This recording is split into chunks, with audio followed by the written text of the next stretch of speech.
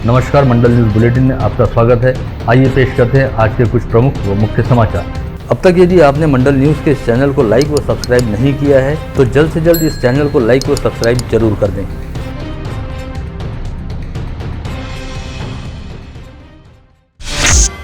गाड़गनगर police थाना क्षेत्र अंतर्गत रत्नदीप कॉलोनी परिसर में आज सुबह उस समय सनसनी मच गई जब इस परिसर में रहने वाली और विगत 25 नवंबर से लापता अश्विनी गुणवंत खांडेकर नामक 28 वर्षीय युवती की लाश उसके ही घर की छत पर लगाई गई पानी की टंकी में से बरामद हुई। इस लाश के पानी के भीतर बुरी तरह से सड़ जाने के चलते पूरे परिसर में भयानक दुर्गंध फैल रही थी। ऐसे में जब पानी की टंकी को खोलकर देखा गया तो टंकी के भीतर से इस युवती की लाश बरामद हुई। 1000 लीटर की क्षमता वाली पानी की इस टंकी के भीतर युवती की लाश बैठी हुई अवस्था में थी। ऐसे में इस बात को लेकर जांच की जा रही है कि क्या इस युवती ने खुद इस टंकी के पानी में डूबकर आत्महत्या की या फिर किसी अन्य के द्वारा मारकर उसकी लाश को टंकी के पानी में डाल दिया गया। बैचलर ऑफ इंजीनियरिंग यानी BE तक शिक्षित 28 वर्षीय अश्विनी खांडेकर अपने मां व भाई के साथ रत्नदीप कॉलोनी में रहती थी और उसके पिता गुणवंत खांडेकर का करीब 1 वर्ष पहले निधन हो चुका है। यह युवती विगत कुछ समय से सिर के बाल झड़ने की समस्या से जूझ रही थी और काफी हद तक निराशा व अवसाद का शिकार थी। 25 नवंबर को अश्विनी अचानक ही अपने घर से लापता हो गई और घर से निकलते समय उसने अपने भाई को बताया था कि वह शीतल नामक अपनी किसी सहेली से मिलने जा रही है, लेकिन इसके बाद अश्विनी अपने घर वापस नहीं लौटी। पश्चात हर और खोजबीन करने के बाद जब अश्विनी का कहीं कोई पता नहीं चला तो उसके परिजनों 30 नवंबर को अश्विनी की गुमशुदगी को लेकर गाड़गनगर पुलिस थाने में शिकायत दर्ज कराई थी और पुलिस ने भी अश्विनी को खोजना शुरू किया था, लेकिन इसके बावजूद अश्विनी का कोई सुराग नहीं मिला और आज सुबह अश्विनी की लाश उसके ही घर के ऊपर लगे पानी की टांके से बरामद हुई है।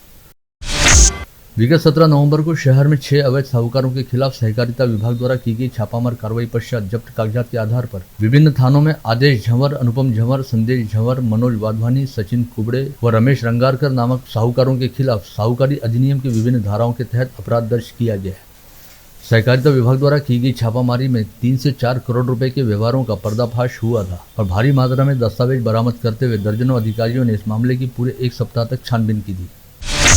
छत्रपति शिवाजी महाराज को लेकर दिए गए विवादास्पद वक्तव्य के चलते राज्यपाल भगत सिंह कोश्यारी लगातार सवालों और मुश्किलों में घिरे हुए हैं। राज्यपाल द्वारा दिए गए वक्तव्य से संतप्त होकर सांसद उदयनराजे भोसले ने राष्ट्रपति द्रौपदी मुर्मू को एक पत्र भेजा था और भगत सिंह कोश्यारी को महाराष्ट्र के राज्यपाल पद से हटाए जाने की मांग की थी। इस पत्र को राष्ट्रपति ने अगली कार्रवाई के लिए केंद्रीय गृह विभाग के पास भेजा है। ऐसे में माना जा रहा है कि राज्यपाल भगत सिंह कोश्यारी को महाराष्ट्र से हटाए जाने के बारे में जल्द ही कोई फैसला हो सकता है।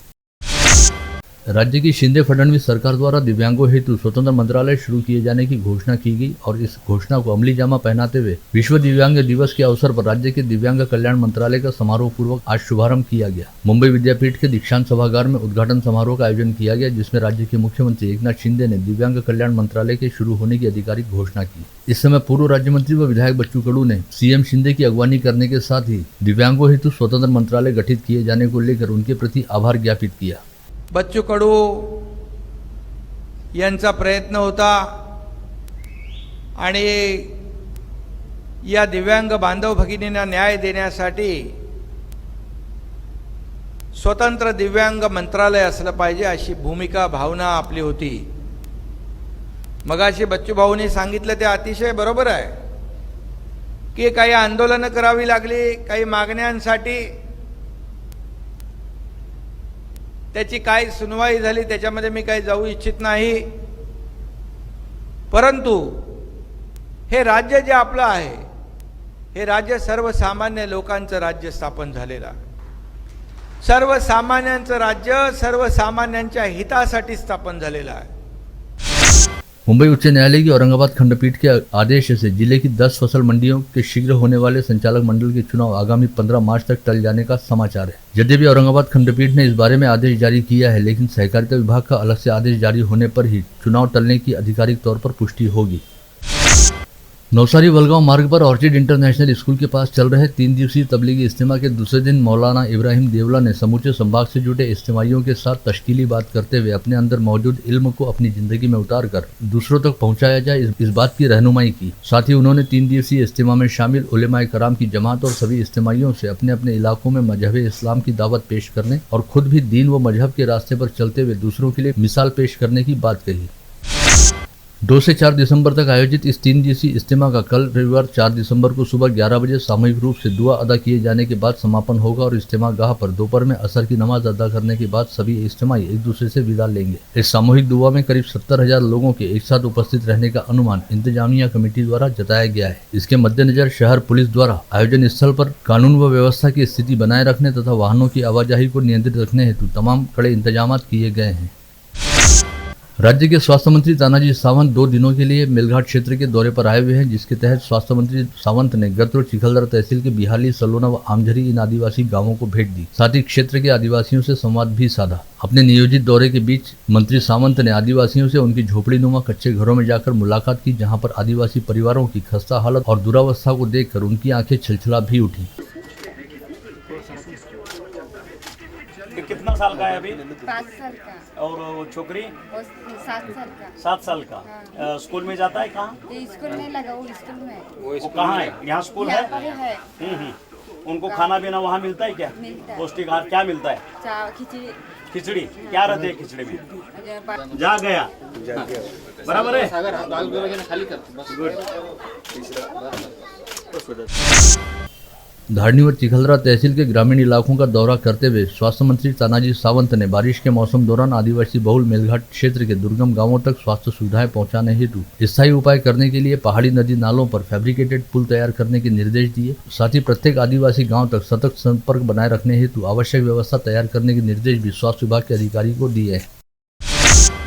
आदिवासी बहुल मेलघाट क्षेत्र का दौरा निपटाने के बाद आज स्थानीय जिलाधीश कार्यालय पहुंचे स्वास्थ्य मंत्री डॉक्टर तानाजी सावंत ने यहां पर एक समीक्षा बैठक में हिस्सा लेने के बाद पत्रवार्ता को संबोधित करते हुए कहा कि नागरिकों के स्वास्थ्य का संवर्धन सरकार के लिए सबसे महत्वपूर्ण है, जिसके कारण अस्पतालों की सुविधा अत्याधुनिक व सेवा सरल होनी चाहिए। जहां कहीं पर भी कोई त्रुटि या खराबी है उसे तत्काल दूर किए जाएंगे। इसके अलावा उन्होंने एक बार फिर यह दोहराया कि सरकारी अस्पतालों में सेवा को लेकर कोताही या लापरवाही करने वाले डॉक्टरों व स्वास्थ्य कर्मियों को कतई बर्दाश्त नहीं किया जाएगा। अतः सभी स्वास्थ्य अधिकारियों और स्वास्थ्य कर्मचारियों ने अपने अपने कर्तव्यों का पूरी जिम्मेदारी के साथ निर्वहन करना चाहिए।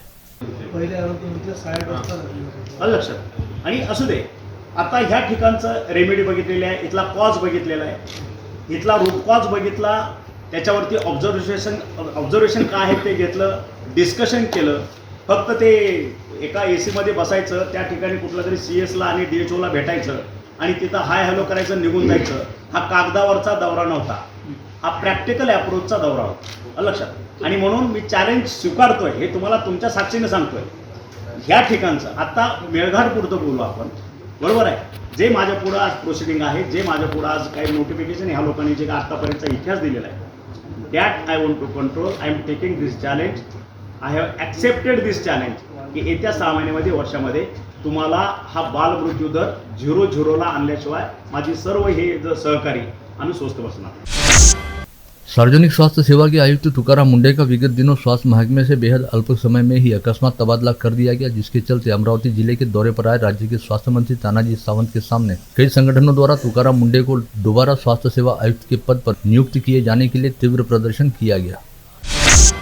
जिले की 14 तहसीलों में 257 ग्राम पंचायतों के चुनाव के लिए शुक्रवार को 5वें व अंतिम दिन सरपंच पद हेतु 1300 व सदस्य पद के लिए 4847 नामांकन दाखिल किए गए। अंतिम दिन ऑफलाइन नामांकन स्वीकारने की अनुमति दिए जाने के कारण और 2 घंटे का समय बढ़ाए जाने से इच्छुकों की भारी भीड़ देखी गई। जिले की भातकुली तहसील के सर्वाधिक आबादी वाले पूर्णा नगर के सरपंच गजेंद्र दुर्गा सिंह ठाकुर को सरपंच पद हेतु अपात्र ठहराया गया है। गजेंद्र ठाकुर के कार्यकाल में अनियमितता होने का आरोप करते हुए पूर्व सरपंच सुनील अग्रवाल ने विभागीय आयुक्त के पास याचिका दाखिल की थी।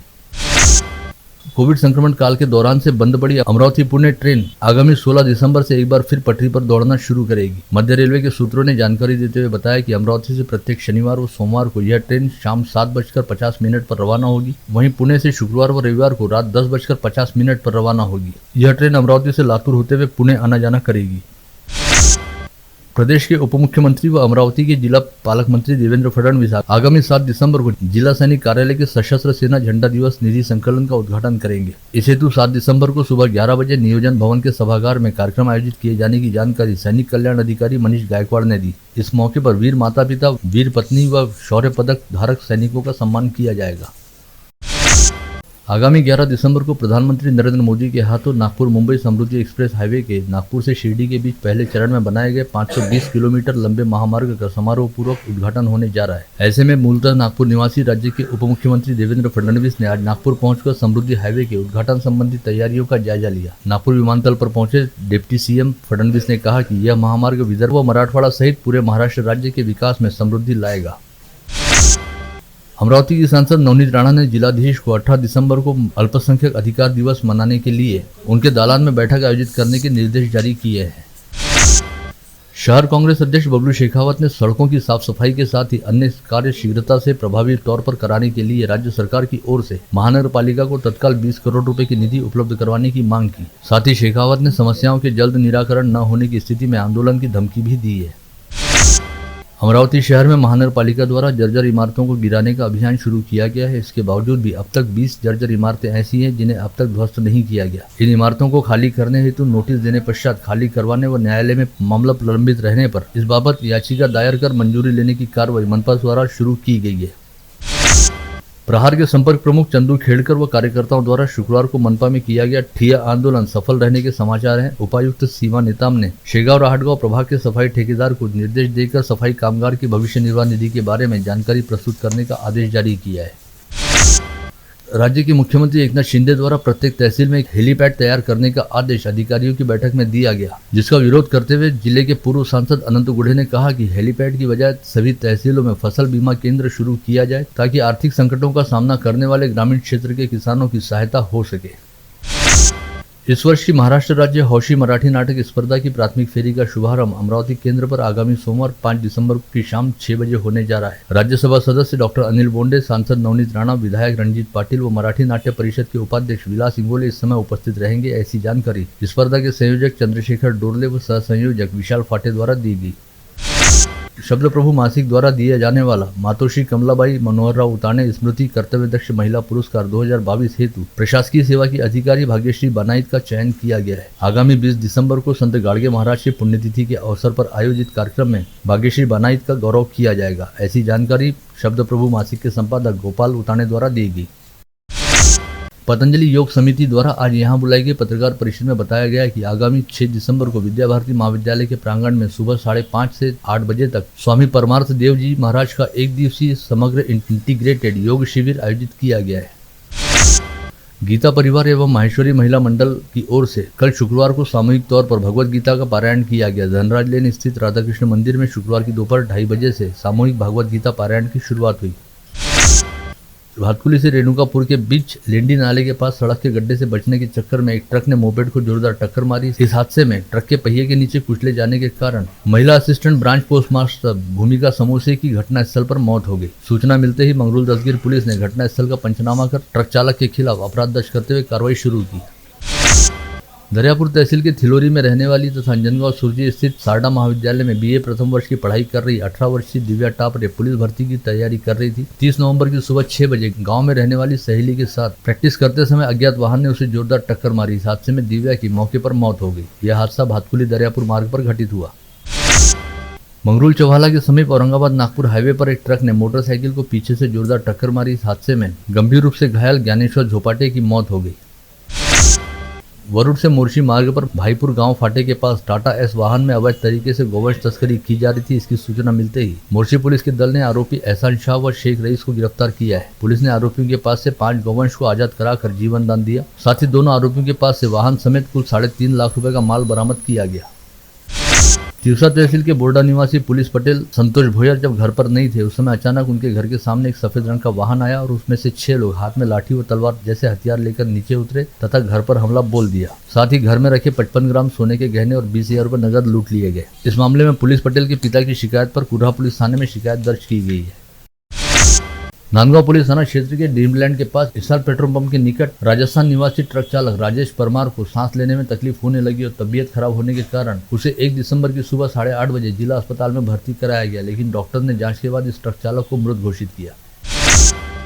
तिवसा शहर के पास नागपुर राष्ट्रीय महामार्ग के निकट वनी फाटे के पास एक बंजर खेत के कुएं में विगत 10 दिनों से लापता 33 वर्षीय मंगेश ढाके नामक विवाहित युवक की लाश कल 2 दिसंबर को बरामद हुई है। मूलतः पश्चिम बंगाल निवासी 35 वर्षीय व्यक्ति रेलवे में सहायक वरिष्ठ अभियंता पद पर कार्यरत रहते समय 8 वर्ष पूर्व बडनेरा रेलवे स्टेशन से ऑन ड्यूटी लापता हुआ था। इसके बाद से इस अधिकारी का अब तक कहीं कोई अता पता नहीं चला। ऐसे में बडनेरा रेलवे पुलिस ने अब एक बार फिर इस अधिकारी की तलाश करनी शुरू की है। नागपुर के मदन गोपाल हाई स्कूल के मुख्य प्रवेश द्वार के पास आज दोपहर एक अज्ञात व्यक्ति ने आकर वहां मौजूद छात्रों को यह कहते हुए चॉकलेट बांटे कि आज उसका जन्मदिन है। उस व्यक्ति द्वारा दिए गए चॉकलेट को खाते ही करीब 17 बच्चों को विषबाधा हो गई। इन सभी बच्चों को तुरंत लता मंगेशकर हॉस्पिटल में भर्ती कराया गया, जिसमें से 3 बच्चों को आईसीयू में रखना पड़ा है। यवतमाल अपराध शाखा दल ने गुप्त सूचना के आधार पर नेर के पठानपुरा व पटाखा मार्केट परिसर में चल रहे वर्ली मटका अड्डे पर छापा मारा और 2 आरोपियों को गिरफ्तार करते हुए उनके पास से हजारों रुपए नगद सहित वर्ली मटका साहित्य को बरामद किया गया। फुर्सत से दिग्रस मार्ग पर पूस नदी के किनारे बसे विठाला वार्ड में हैवी ट्रक ने एचडीएफसी के बैंक मैनेजर को कुचल डाला। यह दर्दनाक घटना कल दोपहर 12:30 बजे के दौरान घटित हुई। मृतक व्यक्ति की शिनाख्त संदीप देशमुख के तौर पर हुई है। आप देख रहे थे मंडल न्यूज बुलेटिन। हमारे चैनल को लाइक करें, शेयर करें और हाँ, सब्सक्राइब करना ना भूलें। कल होगी आपसे फिर मुलाकात, तब तक के लिए धन्यवाद।